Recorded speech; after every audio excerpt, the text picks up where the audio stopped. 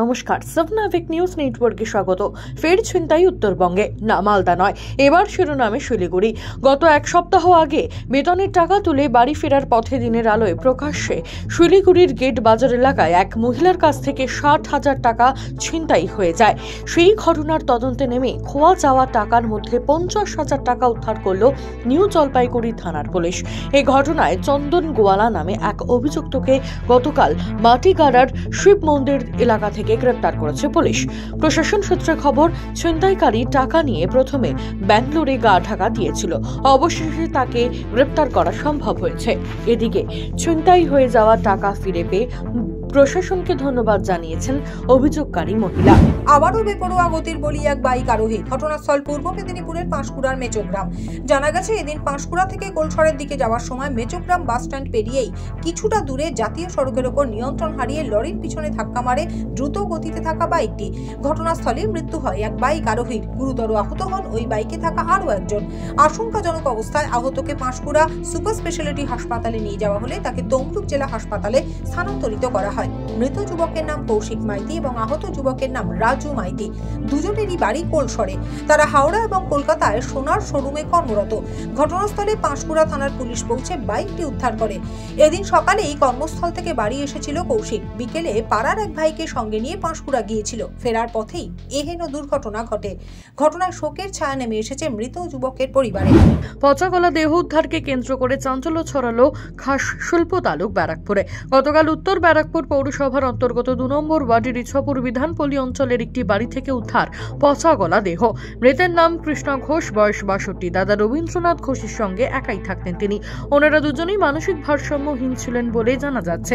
বেশ কয়েকদিন ধরে তাদের বাড়ি দিয়ে দুর্গন্ধ বেরোতে দেখে স্থানীয় বাসিন্দাদের সন্দেহ হওয়ায় প্রতিবেশীরা এলাকার কাউন্সিলরকে খবর দেয়। পৌরপিতা নোয়াপাড়া থানায় খবর দিলে ঘটনাস্থলে পুলিশ পৌঁছে বাড়ির ভেতর থেকে উদ্ধার করে দেহ। কিভাবে মৃত্যু হলো কৃষ্ণ ঘোষের তা জানতে দাদা রবীন্দ্রনাথ ঘোষকে জিজ্ঞাসাবাদের জন্য নিয়ে গিয়েছে পুলিশ। মাধ্যমিক পরীক্ষার্থীদের প্রথম দিন থেকেই বিনামূল্যে অটো পরিষেবা দিয়ে পরীক্ষার্থীদের উদ্দেশ্যে সাহায্যের হাত বাড়িয়ে দিলেন জয়নগরের সরবেরিয়ার বাসিন্দা চিরঞ্জিত সাহা। 8ম শ্রেণী পর্যন্ত পড়াশোনা করা পেশায় অটো চালক চিরঞ্জিত বাবু আর্থিক দুরবস্থার কারণে মাধ্যমিক পরীক্ষা দিতে পারেননি। তাই আর কোনো পরীক্ষার্থী যাতে টাকার অভাবে অথবা সময়ের অভাবে পরীক্ষা দিতে যেতে অসুবিধায় না পড়ে, সেই কথা ভেবেই এহেন উদ্যোগ নিয়েছেন তিনি। পরিবারে রয়েছেন বাবা, মা, স্ত্রী ও সন্তান। একমাত্র রোজগারে চিরঞ্জিত বাবু সংসারে অনটন থাকলেও সকাল 7টা থেকে দুপুর 3টে পর্যন্ত যে কোনো মাধ্যমিক পরীক্ষার্থীকেই এই পরিষেবা দিচ্ছেন তিনি এবং আসন্ন উচ্চ মাধ্যমিক পরীক্ষার্থীদেরও বিনামূল্যে অটো পরিষেবা দেবেন বলে জানিয়েছেন তিনি। একজন অটো চালকের মহৎ এই উদ্যোগকে সাধুবাদ জানিয়েছেন এলাকাবাসী এবং অভিভাবকেরা। উল্লেখ্য, আগরপাড়াতেও মাধ্যমিক পরীক্ষার্থীদের সাহায্যার্থে একই উদ্যোগে সামিল হয়েছেন একাধিক অটো চালক। মাধ্যমিক পরীক্ষা দিতে যাওয়ার সময় উত্তর দিনাজপুরের ইসলামপুর হাই স্কুলের এক পরীক্ষার্থী দেখে যে সে অ্যাডমিট কার্ড আনতেই ভুলে গিয়েছে। এদিকে অ্যাডমিট কার্ড ছাড়া কোনোভাবেই পরীক্ষা দেওয়া সম্ভব নয়। এহেন পরিস্থিতিতে পরীক্ষার্থীর সাহায্যে এগিয়ে এলেন পুলিশ কর্মী। সূত্রের খবর, এদিন ছিল মাধ্যমিকের অঙ্ক পরীক্ষা।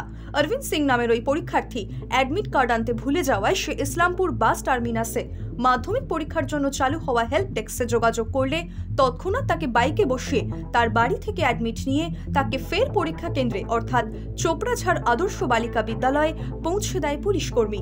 পুলিশের এহেন উদ্যোগকে সাধুবাদ জানিয়েছেন অভিভাবকেরা। মাঘী পূর্ণিমার পুণ্যতিথিতে হাওড়ার রামকৃষ্ণপুর ঘাটে যুগনায়ক স্বামী বিবেকানন্দের পদার্পণের 125 বছর পূর্তিতে করুণা ফাউন্ডেশন ও রামকৃষ্ণ স্বামীজি স্মৃতি সংঘের যৌথ প্রচেষ্টায় স্মারকদ্বারের উদ্বোধন করবেন রামকৃষ্ণ মঠ ও মিশনের সাধারণ সম্পাদক স্বামী সুবীরানন্দজি মহারাজ এবং এই অনুষ্ঠানে উপস্থিত থাকবেন পশ্চিমবঙ্গ সরকারের খাদ্য প্রক্রিয়াকরণ শিল্প ও উদ্যান পালন দপ্তরের ভারপ্রাপ্ত মন্ত্রী শ্রী অরূপ রায়। তবে এর আগে এদিন এই তরুণের ভিত্তিপ্রস্তর স্থাপনের অনুষ্ঠানে উপস্থিত ছিলেন রামকৃষ্ণ মঠ ও মিশনের বিভিন্ন মহারাজ সহ মন্ত্রী অরূপ রায়। বন্দে ভারতকে ঘিরে বিতর্ক নতুন নয়। এবার কেন্দ্রের সেই গর্বের ট্রেনে উঠতে গিয়ে দরজার ধাক্কায় পড়ে গিয়ে মৃত্যু হলো এক যাত্রীর। এহেন মর্মান্তিক দুর্ঘটনার সাক্ষী থাকল নিউ জলপাইগুড়ি স্টেশন। সূত্রের খবর, শিলিগুড়ির বাগডোগরার বাসিন্দা পেশায় ওষুধ ব্যবসায়ী উজ্জ্বল ভৌমিক এদিন দুপুরে কলকাতার উদ্দেশ্যে যাওয়ার জন্য বন্দে ভারত ট্রেনে উঠতে যাচ্ছিলেন। ট্রেনে ওঠার সময় দরজা বন্ধ হতেই দরজার ধাক্কায় উজ্জ্বল বাবু পড়ে যান। ততক্ষণে ট্রেন ছেড়ে দেওয়ায় ঘটনাস্থলে মৃত্যু হয় ওষুধ ব্যবসায়ী। ইতিমধ্যেই মৃতদেহ উদ্ধার করে আরপিএফ এর পক্ষ থেকে ময়নাতদন্তের জন্য পাঠানো হয়েছে। নিউ জলপাইগুড়ি থেকে নিতেশ রায়ের রিপোর্ট, 7 আওয়ার নিউজ নেটওয়ার্ক। জয় হিন্দ।